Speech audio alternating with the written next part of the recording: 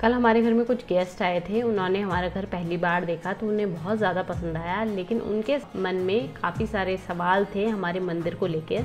क्योंकि हमारे पास हैं 3 लड्डू गोपाल, तो उन्होंने हमसे पूछा कि आपने 3 लड्डू गोपालों को कैसे रखा हुआ है।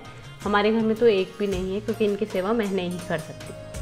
तो उनसे मैंने काफ़ी सारे सवाल पूछे जो आज मैं आप लोगों के सामने भी लेकर आई हूँ। मैंने सोचा ये वीडियो आप लोगों के लिए शायद काम आ पाए, तो इसीलिए आज का व्लॉग है लड्डू गोपाल जी के ऊपर। इनकी पूजा किस तरीके से करनी चाहिए, लड्डू गोपाल जी को लाना कहाँ से चाहिए, इनको क्या प्रसाद लगाना चाहिए, इनकी पूजा का क्या नियम है, और भी काफ़ी सारे सवाल।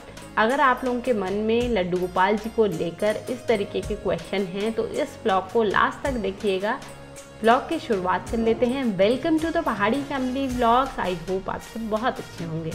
सबसे पहला सवाल लड्डू गोपाल जी को लेकर जो है पूजा से रिलेटेड, इनकी पूजा कैसे करनी चाहिए। तो लड्डू गोपाल जी की पूजा से रिलेटेड ऐसा कोई भी नियम नहीं है। जिस तरीके से आप हनुमान जी या शिव जी भगवान को टच नहीं कर सकते हैं, उनकी पूजा औरतों को नहीं करनी चाहिए ऐसा कहा जाता है, ऐसा कोई भी नियम नहीं है। लड्डू गोपाल जी को आप किसी भी तरीके से पूज सकते हैं। लड्डू गोपाल जी को तो कहा जाता है कि ये प्रेम का प्रतीक है, तो आप इन्हें किसी भी भाव में पूज सकते हैं। दूसरा क्वेश्चन उनका था कि इनको किस रूप में पूजना चाहिए। तो रूप आप लोग अपने हिसाब से डिसाइड कर सकते हैं। कोई इन्हें अपना बेटा मानता है, तो कोई इन्हें अपना सखा मानता है, तो कोई इन्हें अपना पति भी मानता है। ऐसे भी आपने कई किस्से सुने होंगे जब लड्डू गोपाल जी को किसी ने अपना पति मान लिया और उनसे शादी तक कर ली और अब उनकी वाइफ बनकर उनके साथ रहते हैं। तीसरा क्वेश्चन उनका था कि लड्डू गोपाल जी को कहाँ से लाना चाहिए। तो मैं आप लोगों को बता दूं कि लड्डू गोपाल जी को लाने की कोई ऐसी स्पेशल जगह नहीं है।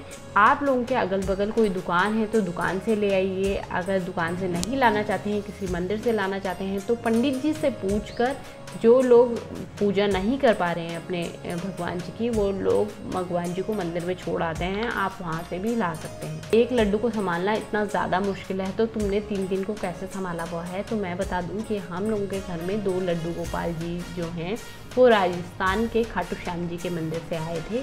उनको हम खुद खरीद के लाए हैं, लेकिन जो तीसरे थे वो मेरी दुकान में थे। पहले मेरी दुकान हुआ करती थी, गोपाल जी को बेचने के पर्पज़ से अपने पास लेके आई थी, जिसमें 2 लड्डू गोपाल जी सेल हो गए और 1 लड्डू गोपाल जी जो थे वो वहीं बच गए। तो जब मैं अपनी दुकान का वाइंड अप कर रही थी उस समय मुझे वो घर लाने पड़े और अब मैं उनकी भी भरत मानकर उनकी पूजा करती हूँ। सबसे अच्छा सवाल भी मुझे उनका ये लगा कि पूजा इनकी किस तरीके से करनी चाहिए। तो पूजा करने का भी कोई नियम नहीं है। पूजा जिस तरीके से आप सभी भगवान जी की करते हैं उसी तरीके से आप इनकी कर सकते हैं। कई लोग पूरे दिन भर इन्हें जो जो खाते हैं वो प्रसाद लगाते हैं, लेकिन ये भी ज़रूरी नहीं है। जो आप अपनी श्रद्धा के अनुसार, जो आप अपने नियम के अनुसार उन्हें दे सकते हैं डेली।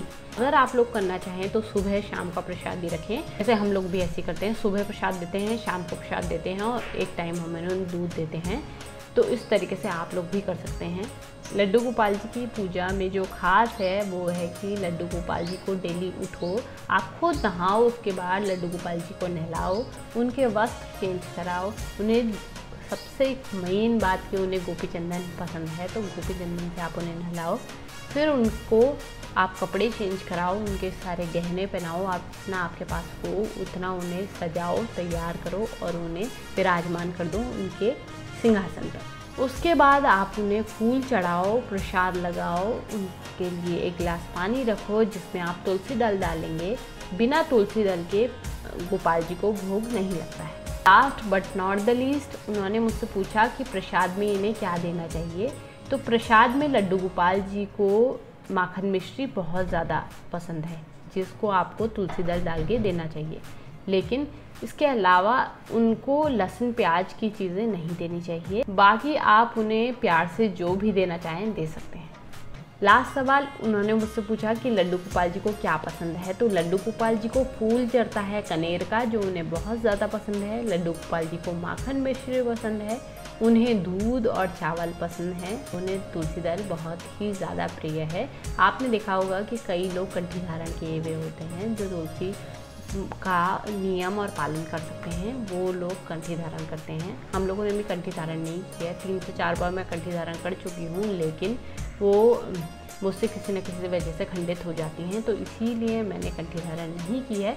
आप लोग चाहें तो कंठी धारण कर सकते हैं। कंठी धारण करने के भी कई सारे नियम हैं, अगर आप लोग जानना चाहते हैं तो मुझे कमेंट बॉक्स में ज़रूर बताइए, मैं आप लोगों के साथ शेयर करूँगी। आई होप आप लोगों को ये ब्लॉग काफ़ी ज़्यादा मदद करेगा लड्डू गोपाल जी की सेवा करने के लिए। तो सेवा करने का ऐसा कोई नियम नहीं है। कई लोग बोलते हैं कि हम लोग घर पे नहीं रहते हैं, उस समय इन सब का क्या करें। तो लड्डू गोपाल जी को आप बोल कर जाओ कि हम लोग इतने दिन के लिए जा रहे हैं, आप लोग अपना ध्यान रखिएगा, घर का ध्यान रखिएगा, और खाने पीने का अगर घर में कोई है तो उनको सुबह शाम का खाना पीना दे। नहीं दे सकते हैं तो आप अपने मनोभाव से भी दे सकते हैं। आप जिस समय खुद खाना खा रहे हैं उस समय भी आप अपने बोल सकते हैं कि आप इस प्रसाद को ग्रहण करें। इतने से ही लड्डू गोपाल जी खुश हो जाते हैं और प्रसाद ग्रहण कर लेते हैं।